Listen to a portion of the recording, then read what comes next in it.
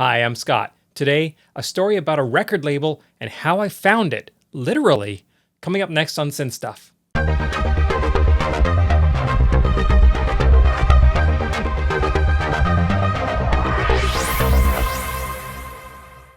few months ago, I posted a video that talked about how I got into music, how I worked in nightclubs as a club DJ in Toronto, and what brought me to quit music entirely.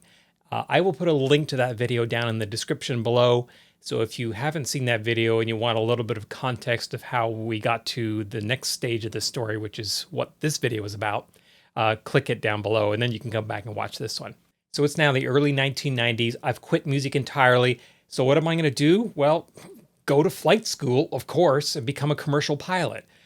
It's not as crazy as it sounds. I've actually flown airplanes since I was about 4 years old. Growing up, we always had an airplane in our family. It was kind of like, hey, Dad, can I have the keys to the airplane? Instead of, hey, Dad, can I have the keys to the car? So it's not really that odd a thing. My father's a pilot. He's flown his entire life. Both my brothers are pilots. My youngest brother flies airlines. So it's not an unusual thing for me to go into aviation. So I decided, okay, music has not worked for me. I'm going to go into aviation because I know aviation. I love airplanes. I love flying.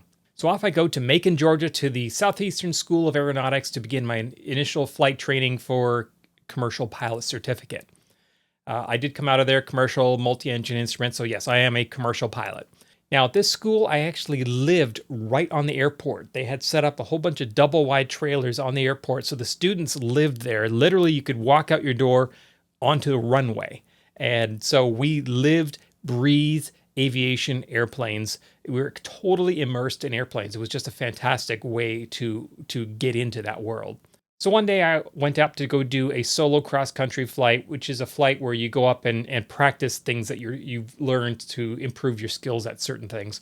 And as I was flying along, not too far outside of Macon, I looked down and saw a lake and what looked like a campground.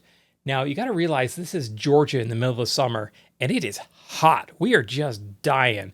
So the thought of a campground with a lake that we could go swimming in was extremely appealing. So I made a mental note of where that lake was, and when I finally got back down and landed, I got in my car and I drove out to find it. But the thing is, I couldn't find it. I looked everywhere. I drove all around where I'm sure I saw the lake, but I couldn't find a way of getting to it. So the next day, I go back up flying again. This time, I'm really going to find this place. So I fly right over the lake. I'm seeing it. So now I'm circling over the lake, and I'm trying to figure out, how do you get into this? How do you get there? And I finally see this dirt track going through some trees that leads up into the campground. So I follow that out, and I could see the road and where the road is. I get some landmarks, memorize it in my head. Okay, this time I'm going to do it. I fly back down to the airport, land. Now, I've told some of the other student pilots about what I found, and so, of course, they all want to go there as well. They all pile into my car, and we head off to find this place. I drive to where I know I saw that dirt track, and I couldn't see it. So I drove up and down the road a little bit, and finally I saw a little opening in the trees, and that's where it was. And no wonder I couldn't find it the day before. It was almost invisible from the road.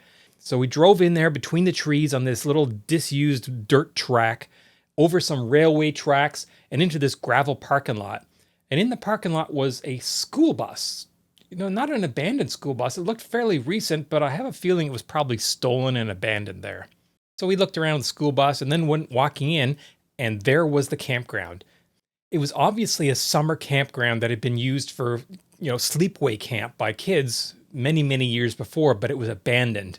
The buildings were derelict and falling apart. We noticed some very nice docks leading out into the lake, so we walked out on the docks to have a look at the water, see if it was decent for swimming, and noticed the proliferation of poisonous cottonmouth snakes swimming around in the water. And I'm talking like 12-foot snakes. So that kind of ended our thought of swimming that day. So instead, we had a look around at the buildings just to get an idea of what the place was about. One of the buildings was actually open. The door was not locked. It was actually partway open, so I went inside. It was obviously just some offices inside. There was no furniture. There wasn't anything really of interest in there. But I did find a little cardboard box in the corner of one of the back offices. I opened up that cardboard box, and there's a whole bunch of programs from like a music festival. I was looking at it and it said Macon Messenger on it. This. So I might have taken one. And I'm looking at it. And it says Capricorn Barbecue and Summer Games. Okay, that's interesting. I had a look inside and there's an ad for the Marshall Tucker Band. Oh, okay. Editor's note. Letters from the office of the governor. A map of Macon. Here's the lake. Here's the little dirt road. List of restaurants and hotels in the area. And then some pictures. I'm looking at these pictures and like, there's some famous people in here. These are pictures from this summer festival that apparently was held here every year. So we've got pictures here of President Jimmy Carter, Andy Warhol, Elvin Bishop, Charlie Daniels, Bette Midler, Bobby Womack, Greg Almond. Famous people were at this thing. All these pictures of all these people. I started thinking, what is this? Then I looked at the back. It was Capricorn Records. And I thought, well, obviously, I guess this Capricorn Records company, whatever that is, had their annual music festival in this place. And, well, I thought that was pretty cool. So I took that and went home and didn't think much of it. Fast forward a few years, and I find out that Capricorn Records was actually a record label based out of Macon, Georgia, run by Phil Walden. It signed acts like, well, Charlie Daniels Band, Allman Brothers Band. It was actually a big deal. And this was actually a really big deal. This music festival held in Macon every year. Unfortunately, Capricorn Records didn't survive the 70s. They went out of business, but they have been resurrected. Mercer University, which is the university in Macon, actually set up Capricorn Records again, and they actually have a museum inside the university where they have recording equipment and memorabilia from Capricorn Records. And I actually sent them a copy of this Macon Messenger, and I offered to actually send this actual program right to them. I have not yet heard back from them, but if they do want it, it's definitely theirs. I mean, I've seen it so many times. I've had it for so many years. I have scanned this. So if you are interested in having a look through this and getting a little bit of history as to what happened to this this interesting record label, I'm going to put some links down below. I'll put a link to the PDF of this program that I scanned. I'll also put a link to the current Capricorn Records page and the historical page on Facebook that tells you a lot more about Capricorn Records and Phil Walden. Anyway, I know that's not really much about synthesizers, but it is kind of about music, and I thought it was an interesting carry-on story from my quit music story. I promise the next one is going to be about synthesizers, and the synthesizer it's about is in the frame. I'm not going to say which one, but it's one of these. It will definitely be coming soon.